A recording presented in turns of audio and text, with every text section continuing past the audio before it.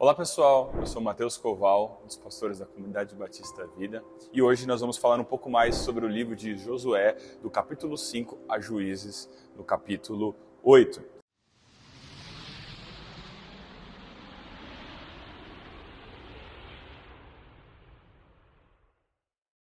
Nos primeiros capítulos do livro de Josué, nós vemos aqui a morte de Moisés, a ascensão de Josué como um líder e essa travessia que o povo faz rumo à terra prometida. Já no capítulo 5, acontecem algumas decisões importantes para a história do povo. O povo claramente se vê voltando para suas origens, se lembrando que era um povo da aliança, das promessas que Deus realizou para o seu pai Abraão. E aqui, essa nova geração realiza a circuncisão e comemoram com muita alegria a festa da Páscoa. Algo muito peculiar aqui que acontece nesse capítulo, e você vai ler e vai achar até um pouco diferente, é um encontro muito interessante que acontece de Josué com um anjo do Senhor empunhado por uma espada, e ele vira para ele nesse diálogo meio estranho, meio doido, ele vira e fala assim: cara, você está contra a gente ou você está ao nosso favor? E o anjo vira para ele e fala assim: nenhum outro. O que Deus está querendo aqui ensinar para Josué, e aqui nós podemos trazer algumas reflexões muito interessantes para nós, é que a luta de Josué não era contra os cananeus. Deus estava mais interessado em saber se Josué estava com ele, porque as batalhas, elas não eram de Josué e nem do povo, as batalhas eram de Deus. E Deus está ensinando: se você estiver comigo, nós vamos sair vitoriosos. Às vezes na nossa jornada, a gente acha que a gente está lutando contra uma pessoa, contra um sistema, contra aquele ou contra aquilo. Mas eu quero que você tire esse sentimento e essa percepção do seu coração. Nós, cristãos, não estamos lutando contra pessoas ou coisas. O mais importante para nós é sabermos que estamos com Deus, estamos com Jesus, e nós iremos vencer e passar por cada uma das lutas, mas se estivermos com Jesus e com Deus, está tudo certo. No capítulo 6 até o capítulo 12, nós vamos aqui ter uma série de diversos relatos das batalhas entre os israelitas e os cananeus. Talvez a história mais famosa que nós temos seja a Batalha de Jericó. O povo é orientado aqui pelo próprio Deus a tomar uma estratégia pouco usual no ambiente de guerra, no cenário de guerra. Eles ficaram rodeando durante 6 dias, guiados pela música, as muralhas de Jericó. E no 7º dia, as trombetas soam e as muralhas de Jericó vêm ao chão. Mais uma vez aqui na história, nós estamos vendo que fica claro a fidelidade de Deus para com todo o seu povo. Na história, nós vamos sendo ensinados a agir. Mais esperto é aquele que age primeiro, aquele que toma uma atitude, seja impulsiva ou não primeiro. Mas aqui, Deus está ensinando o seu povo a confiar e esperar. Os métodos de Deus nem sempre vão ser aquilo que nós estamos planejando ou aquilo que usualmente é o esperado. Mas eu digo para você com toda certeza, confie, pois Ele virá em nosso socorro. Na sequência dessa batalha, nós temos a batalha contra a cidade de Ai, com lições também fundamentais para a nossa vida e para a nossa história. Lá, no meio do povo, havia um homem chamado Acã, e ele rouba utensílios que eram consagrados da batalha em Jericó. E o exército dos israelitas vai em direção à cidade de Ai e perde, são devastados, totalmente destruídos e derrotados nessa batalha. Somente quando eles resolvem e tratam esse problema do roubo e da mentira de Acã é que o povo sai vitorioso dessa batalha. E algo que nós podemos entender desses dois desfechos totalmente diferentes, da batalha de Jericó e da batalha de Ai, é que mostram que Deus ele é fiel ao seu povo, mas que Deus jamais iria compactuar com o pecado e com os erros e as péssimas escolhas que o povo estava fazendo. Quando nós chegamos ao final dessa sessão, do capítulo 6 até o capítulo 12, talvez você, como eu, estejamos um pouco incomodados com a quantidade de mortes, de violência e de atrocidades que estão contendo aqui nesses relatos. E nós, como seguidores de Jesus, nós deveríamos nos perguntar e talvez nos questionar sobre esses atos que nós temos certeza que ferem o coração de Deus. Bom, eu creio que aqui nesse tempo nós não vamos conseguir, pela escassez de tempo mesmo, elucidar e resolver toda essa questão. Mas eu creio que nós podemos esclarecer alguns pontos importantes para o nosso entendimento. Algo que precisa ficar gravado dentro do nosso coração é que nós estamos aqui diante de um processo civilizatório, de um processo de construção de cultura que era marcado naquele período pela violência. Todos os movimentos naquele tempo de conquista ou movimentos de deslocamento, eles eram extremamente sangrentos e vorazes.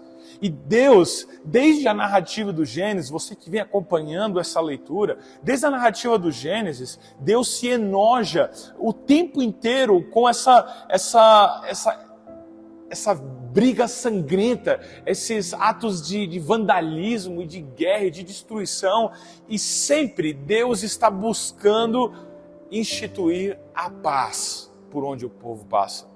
Inclusive, nós vamos ver durante toda essa leitura do Antigo Testamento, diversas vezes Deus pedindo para o seu povo realizar a manutenção da paz com os povos ao seu redor.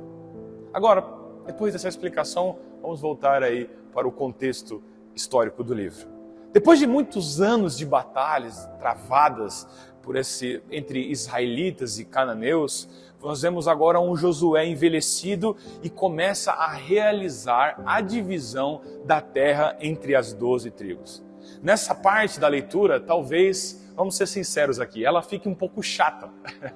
Porque aqui, dessa leitura, você vai começar a ver quase como mapas sendo descritos, listas delimitando as terras, os mapas até onde ia uma tribo, aonde finalizava outra tribo. E para nós pode parecer fadonha, assim, meio chata a leitura, mas para os israelitas, essas listas, elas são extremamente importantes, porque elas tratavam do cumprimento das promessas de Deus que haviam sido feitas para Abraão, desde o fato de que seus descendentes iriam herdar aquela terra. Perto da sua morte, Josué realiza pelo menos ali 2 discursos para o povo. Em um deles, ele vai trazer à memória deles o cuidado e a generosidade de Deus, que deu importantes vitórias, belíssimas e grandiosas vitórias contra os cananeus. E o apelo dele aqui nesses discursos era para que eles se livrassem de todo tipo de idolatria e devotassem fidelidade somente ao Deus da aliança. Ele explica para eles que eles sendo fiéis, eles iriam prosperar e iriam desfrutar das bênçãos que Deus tinha para cada um deles ali naquela terra. Mas que se o povo fosse infiel, seguindo seus próprios caminhos e desejos e vontades, eles estariam correndo a passos largos para um caminho de morte. E fica aqui no final do livro esse suspense sobre qual o caminho que Israel iria escolher. Fidelidade a Deus ou seguir a sua própria sorte? Chegamos então ao início do livro dos Juízes. E começa o livro dos Juízes com o relato da morte de Josué e dá fim ao final do suspense, que termina o livro de Josué relatando e mostrando todo o fracasso das decisões e das escolhas do povo de Israel. O título do livro, Juízes, está diretamente ligado ao nome e ao tipo de líderes que eram levantados por Deus no meio do povo naquele período. Antes de nós entrarmos no período em que Israel era governado por reis, o período da monarquia, as tribos elas eram geridas por esses juízes. E esses juízes, eles não têm relação com um juiz de um tribunal como nós conhecemos no dia de hoje. Esses juízes, eles mais se assemelham a líderes militares, a chefes tribais daquele tempo.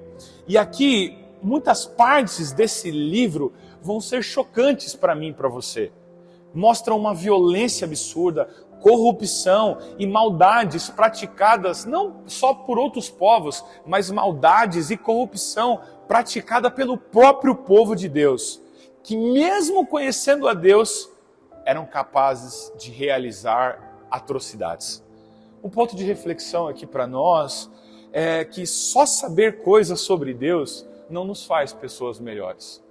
Eu arrisco a dizer que pessoas que conhecem a Deus e que escolhem viver os seus próprios caminhos e vontades são piores do que as pessoas que não conhecem a Deus.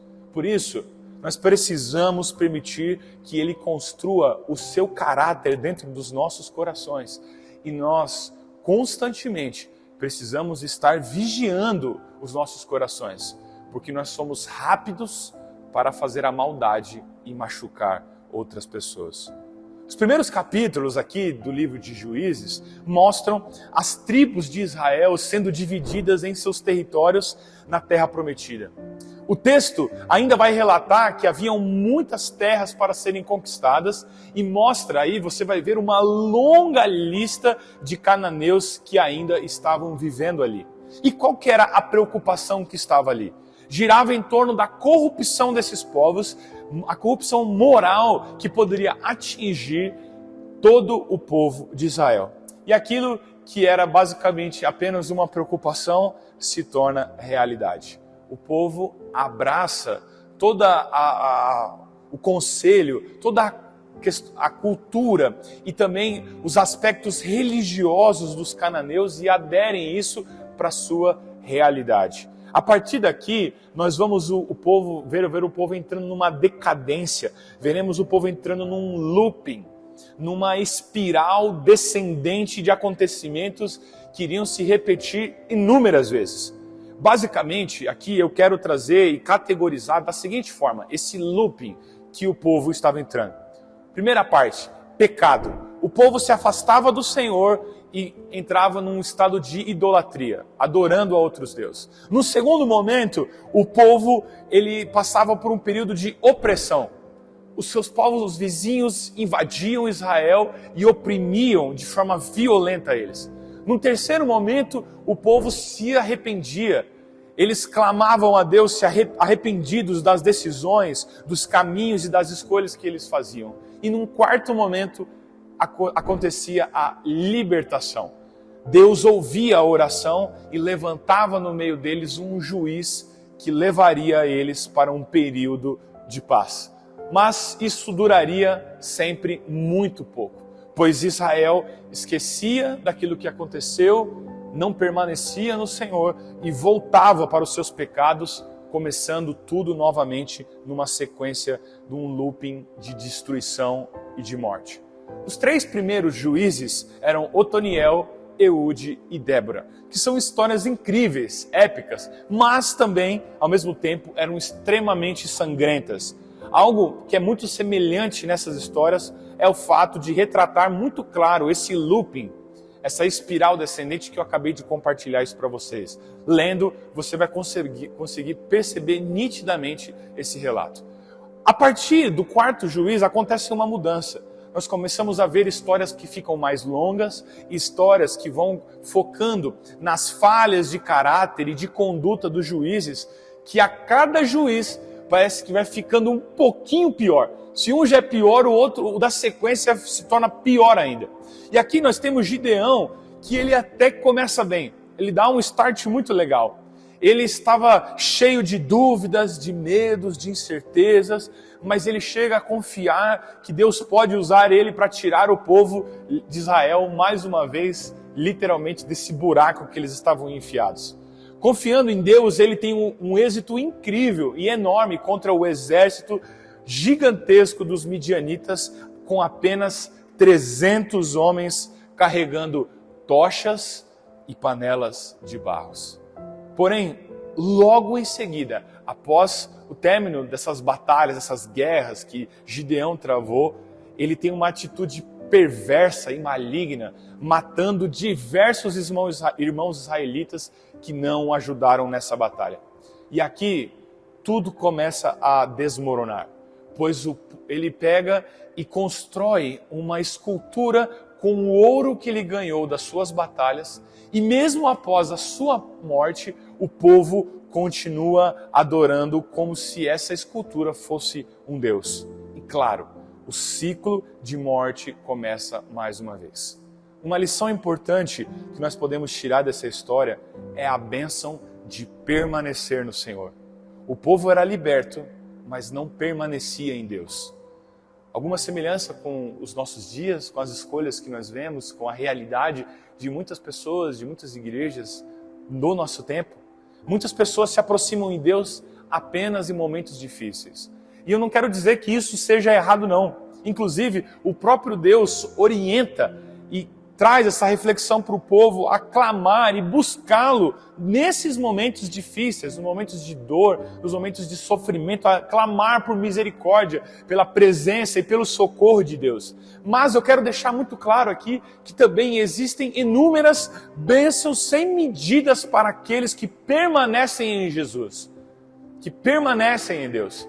Que as nossas vidas, elas não passem por esse looping de idas e vindas, de estar firme e estar mais ou menos, de estar firme na fé, estar fraco, de estar vivendo em comunidade e ao mesmo tempo, depois de um tempo esmorecer e não participar mais de encontros, não ler mais a Bíblia. Não entre nesse loop de idas e vindas, mas que você possa permanecer em Jesus, que você possa confiar em Jesus e ser guiado por Jesus todos os dias. Deus vai nos socorrer, mas mais importante do que apenas receber os cuidados e o socorro de Deus é desfrutar de uma vida caminhando com Jesus. E no próximo vídeo, na sequência, nós veremos o restante das histórias de todos os outros juízes.